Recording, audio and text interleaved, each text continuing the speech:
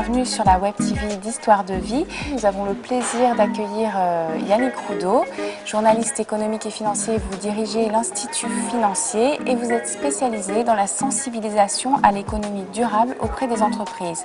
Vous avez publié l'Alter Entreprise en 2008 aux éditions Duno. Bonjour Yannick Roudot. Dans votre livre, vous présentez un nouveau modèle économique, l'Alter Entreprise. Est-ce que c'est une réponse à la crise économique qui remettrait en cause le modèle classique de l'entreprise? Alors, ce n'est pas la réponse à la crise, parce qu'il y a plusieurs réponses à la crise, mais en tout cas, l'Alter Entreprise pose clairement la question d'un modèle économique uniquement centré sur la rentabilité. Il y a des exigences de rentabilité, certes, parce qu'il faut pérenniser les entreprises, mais l'Alter Entreprise, ça va être une entreprise qui va prendre en compte les considérations environnementales et sociales sans renier sa rentabilité. C'est un nouveau capitalisme soutenable, c'est-à-dire que le culte de l'ultra-capitalisme, on a vu où ça nous menait ces 2 dernières années, dans le mur. Si on ne change pas, on y retournera très rapidement. Et en ce qui concerne les collaborateurs maintenant, quelles sont leurs nouvelles exigences? Le collaborateur, il est cohérent, c'est un consommateur engagé, de plus en plus. C'est un alter consommateur de plus en plus. Tous ne sont pas alter consommateurs, c'est-à-dire que tous ne cherchent pas à voter quand ils achètent, mais aujourd'hui on estime que c'est 1/3 de la population occidentale. Donc vous avez 1/3 des collaborateurs qui voient l'économie différemment et qui veulent du sens dans l'entreprise. Et le sens ne peut pas se résumer uniquement à la rentabilité. Alors justement, quelle démarche de responsabilité sociétale l'entreprise doit-elle mettre en place pour répondre à cette attente, à ce besoin de sens? Alors c'est un vrai challenge pour le dirigeant d'entreprise parce que non seulement il doit être rentable pour pérenniser son entreprise, et il n'y a aucun mal à être rentable, c'est une évidence, c'est essentiel, et en même temps, il doit s'impliquer plus dans la société civile, s'impliquer plus sur les causes environnementales.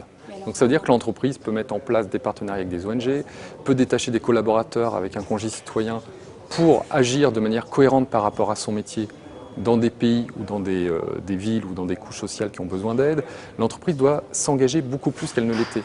Elle doit sortir de son périmètre économique et s'engager dans la société de manière globale. Donc l'entreprise est obligée d'aller dans cette voie-là parce que le collaborateur lui demande, le consommateur lui demande, et le consommateur est un collaborateur. Il ne faut pas l'oublier. Donc ce qui est valable au niveau marketing est valable en politique de ressources humaines en interne. Mais pour l'instant, les mesures, elles ont un réel impact? Elles ont un impact très concret, c'est qu'aujourd'hui vous avez des jeunes diplômés qui sortent d'HEC ou de grandes écoles d'ingénieurs comme Centrale. Ils ont le choix entre 2 entreprises, 2 postes équivalents avec des salaires équivalents. La question qu'ils posent aujourd'hui, c'est qu'est-ce que vous me proposez hormis le salaire? Qu'est-ce qu'on va faire ensemble? Est-ce qu'on va changer le monde ensemble? C'est un peu ça.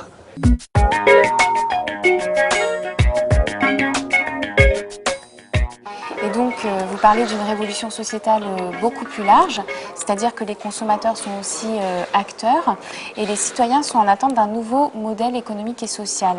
Comment l'entreprise peut-elle donner plus de sens? Quelles mesures proposez-vous concrètement pour que l'entreprise devienne alter, c'est-à-dire pour qu'elle repense son mode de production et son rôle dans la société? L'entreprise a une vision extrêmement large en fait, qu'elle devienne globale, qu'elle devienne multifacette. C'est extrêmement compliqué, c'est un véritable challenge pour les dirigeants. C'est que l'entreprise, elle doit à la fois produire, fournir des emplois, lutte contre le chômage, respecter l'environnement, donner du sens au travail et mieux redistribuer les richesses. Alors ça passe par quoi? Ça passe par la remise à plat de tout le process de production et commencer à envisager quelles sont les mesures qui peuvent être prises en interne, de manière technique, pour qu'il y ait moins de pollution environnementale à chaque étape du process de production, ce qu'on appelle l'éco-conception. Ça, c'est l'étape industrielle. L'étape interne, c'est la communication. Repenser la communication pour expliquer aux collaborateurs ce qu'on fait en interne, les impliquer plus dans le management, dans les prises de décision, c'est l'interactivité. Ils y sont habitués sur le net, ils l'attendent dans l'entreprise. Donc repenser sa communication interne. 3e étape, se poser la question de la redistribution des richesses. C'est un travail collectif, l'entreprise. Comment on redistribue? Est-ce que tous les salariés doivent être actionnaires? Est-ce qu'on change le modèle de la société anonyme et on privilégie un système coopératif? Autant de questions que l'entreprise peut se poser. La participation est quelque chose d'impersonnel qui n'a pas d'impact affectif sur le salarié. Il faut impliquer le salarié aussi, peut-être au capital. C'est des questions qui méritent débat dans l'entreprise.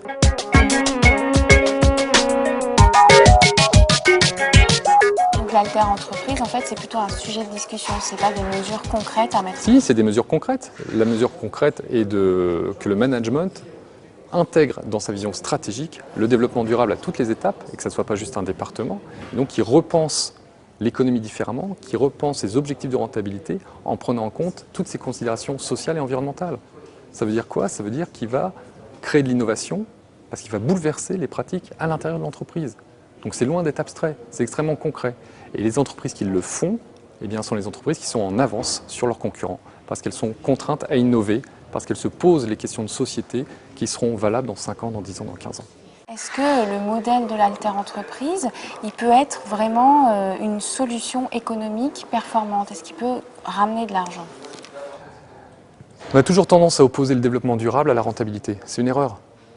On peut gagner de l'argent en respectant l'humain et en respectant l'environnement.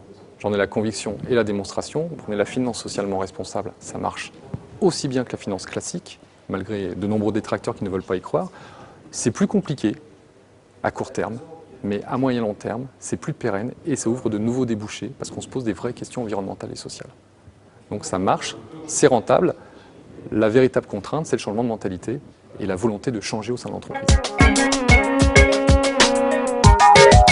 Est-ce qu'aujourd'hui, en France, est-ce qu'il existe vraiment des alter-entreprises qui fonctionnent, qui font de l'argent? Alors l'alter-entreprise en tant que telle, c'est difficile de dire telle entreprise est alter, telle ne l'est pas. Il ne faut pas tomber dans le dogmatisme blanc-noir, surtout pas. C'est plus compliqué, on est toujours dans une zone grise. Il y a des choses très bien dans certaines entreprises et d'autres qui sont moins appréciables. Pour moi, l'alter-entreprise, c'est un modèle vers lequel l'entreprise doit tendre, c'est-à-dire que l'entreprise doit devenir plus globale dans sa conception de l'économie, elle doit prendre en considération les attentes des salariés, donner du sens au quotidien à ses salariés, s'impliquer plus dans la société, faire attention aux questions environnementales, se préoccuper de la question de redistribution. Ça fait beaucoup de choses. C'est un challenge énorme pour les dirigeants, j'en suis bien conscient, mais c'est la tendance lourde.